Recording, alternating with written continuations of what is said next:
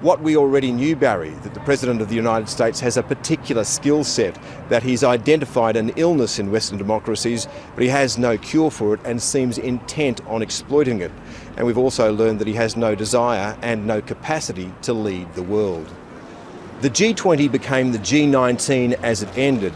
On the Paris Climate Accords, the US was left isolated and friendless. But given that that was always going to happen, a deft president would have found an issue around which he could rally most of the leaders. And he had the perfect one, North Korea's missile tests. So where was the G20 statement condemning North Korea, which would have put pressure on China and Russia?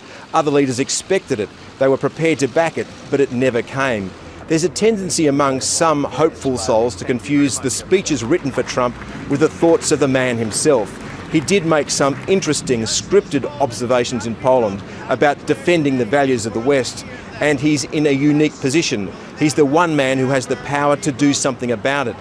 But it's the unscripted Trump that's real, a man who barks out bile in 140 characters, who wastes his precious days as president at war with the West's institutions like the judiciary, independent government agencies and the free press. He was an uneasy, lonely, awkward figure at this gathering, and you got the strong sense that some of the leaders are trying to find the best way to work around him.